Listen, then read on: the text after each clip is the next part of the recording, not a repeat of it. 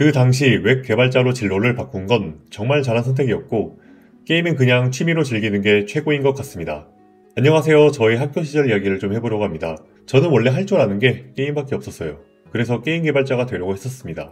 컴퓨터공학과를 온 이유도 그냥 초중고 시절에 게임 많이 했었어서 코딩이란 존재 자체도 모르고 아무 생각 없이 컴퓨터공학과 왔었어요. 1학년 때도 여전히 관심 있는 게 게임 분야여서 자연스럽게 게임 개발자, 특히 클라이언트 게임 개발자로 진로를 택했었죠. 근데 게임 개발자가 되려는 결심을 좌절시키는 여러가지 요인들이 있었어요. 그래서 결국 웹 프론트 개발자로 진로를 바꾸었고 결과적으로는 지금 다니는 회사에 매우 만족하고 있어요. 그때 정말 잘한 선택이었던 것 같아요. 제가 왜 게임 개발자가 되기를 포기했는지 6가지 이유를 알려드릴게요. 그때 상황에서 느낀 한 개인의 생각으로만 봐주세요. 그 당시 게임 개발자가 되려고 했는데 가장 처음 부딪힌 벽은 공부할 책이나 강의가 생각보다 너무 없었다는 겁니다. 다행히도 지금은 그때보다 많은 강의들이 한국에도 보이는데요. 그 당시 무료로 풀린 튜토리얼 강의 몇 개 빼고는 전혀 공부할 리소스가 없었어요. 처음 접하는 뉴비에게는 친절한 강의 같은 게 필요했어요. 하나씩 따라하면서 배우는 과정으로 빠르게 성장할 수 있다고 저는 생각하고 있는데 그래도 배우려고 시도를 해봤죠. 보통 게임 개발 입문할 때 유니티를 먼저 접하는데요. 기초적인 유니티 튜토리얼 강의 몇 개를 들었었죠. 그 강의들은 길어야 2-3시간 안에 끝났던 것 같아요. 그리고 나서는 더 이상 들을 강의가 없는 거예요. 그리고 입문서적 하나가 있었는데 책이 매우 두꺼웠어요. 그림이랑 코드가 대부분 차지를 했던 것 같아서 정작 그 책 내용으로 출시할 만큼의 게임을 만드는 건 불가능했어요. 그러면 다음에 학습할 자료들은 두꺼운 책이나 어려운 공식 문서밖에 없는 상황이었죠. 너무나 초보였기 때문에 공식 문서나 책을 봐도 공부에 진척이 없어서 너무 좌절스러웠어요. 마침 그때 VR, AR이 한참 떡상하면서 강남에 VR 카페에 생기고 했던 시절이 있잖아요. 그러다 보니 증강현실 개발 인력을 보급하고자 나라에서 C# 유니티 교육을 무료로 해줬어요. 그래서 방학 때 2달 정도 그 교육을 신청하고 판교에 강의를 들으러 갔었죠. 강의 내용 중 아직도 생각나는 게 있는데요. 플래피 버드라고 해외에서 대박난 인디게임이 있어요. 하루 평균 광고 매출만 5만 달러, 즉 월 광고 매출이 16억 원이라는 점을 강사가 어필을 했었죠. 모두 이거 보고 인디게임 개발자의 로망이 생겼겠죠. 지금 와서 생각해보면 대박난 사례를 얼마나 찾기 힘들었으면 해외에서도 그것도 꽤나 오래된 사례를 가져왔을까 하네요. 지금도 플래피버드라는 사례를 통해서 게임 개발의 성배처럼 인용되긴 하더라고요. 어쨌든 그 교육에서 C샵을 배우고 유니티는 그 기초 튜토리얼을 유튜브로 틀어주는 거예요.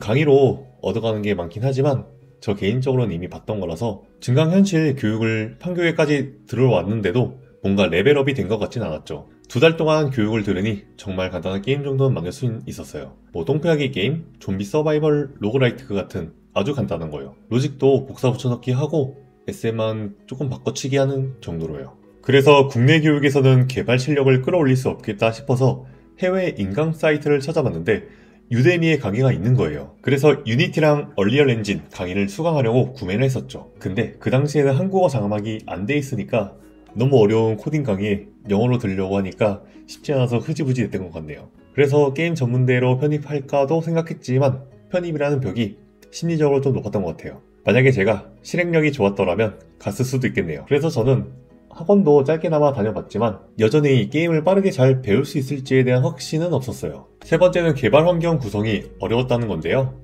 얼리얼 엔진이라고 그래픽 좋은 3D 게임을 만들려면 첫 번째로 이 엔진을 고려할 거예요. 배틀그라운드가 얼리얼 엔진을 사용해서 만들어졌어요.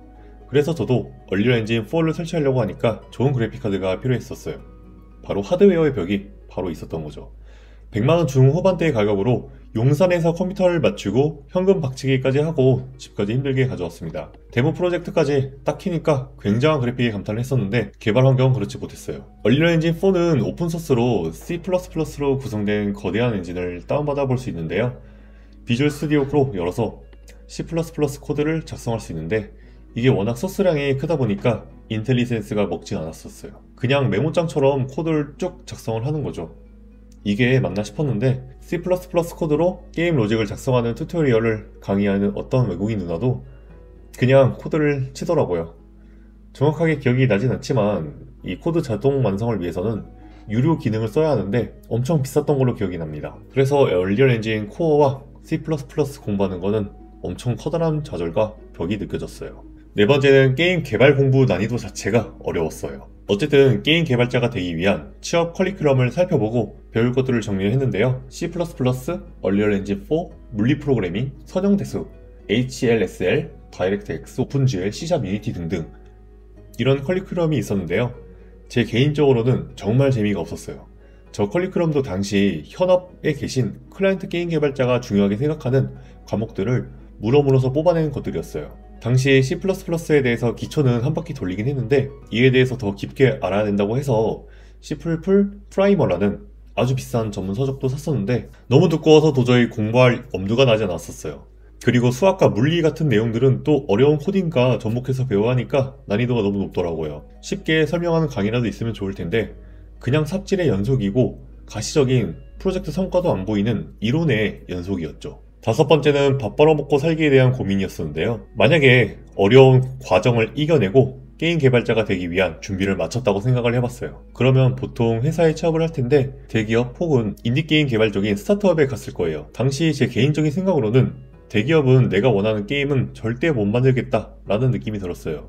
예를 들어서 갸차 같은 게임을 만들 수밖에 없는 그런 시스템 등이 싫었던 것 같아요. 그러면 인디게임 쪽으로 가야 하는데요. 여기서의 성공 확률은 직감적으로 극악이라는 생각에 망설여졌어요. 그래서 대기업이든 스타트업이든 둘 다 재미없게 고생만 할 것 같다는 부정적인 생각이 들었습니다. 게임 업계에 발 담가가면서 팩트체크까지는 못했는데 학생 신분인 제가 정보가 없고 뉴스만 찾아봤을 때 그냥 그렇게 느꼈었어요. 그래서 해외 취업 쪽도 생각을 했었는데 비자, 학교, 언어 라는 이 세 가지에 큰 좌절감을 느꼈어요. 자, 여섯 번째는 제도적인 한계인데요. 위에서 다섯 가지 어려운 점을 말씀드렸는데요. 게임 개발 쪽을 완전히 접겠다는 생각이 들었던 결정타는 게임 업계를 부정적으로 보는 사회적인 시선 때문이었습니다. 게임 쪽을 공부하는 동안 게임 관련 규제 정책들이 하나둘씩 조금씩 늘어나더라고요. 그리고 저 또한 게임에 한때 중독되어 학교 수업을 포기하고 정신줄 놓았던 시기가 있었죠. 이런 점들 때문에 완전히 게임 개발 쪽 진로에서 웹 프론트 개발로 바꾸게 되었습니다. 그 당시 생각은 게임 개발에도 웹사이트는 필요하구나 라고 생각을 했었고 개발이 필요 없는 곳은 없을 것이다. 그래서 웹 개발은 훨씬 더 시장이 넓고 수요도 공급도 많을 것이다 라는 생각으로 게임 대신에 프론트엔드 쪽으로 진로를 바꿨고 강의도 많이 있어서 처음에 재밌게 배우기를 시작했던 것 같아요. 자, 이렇게 게임 개발에서 프론트 쪽으로 넘어가게 된 히스토리를 전달드렸습니다.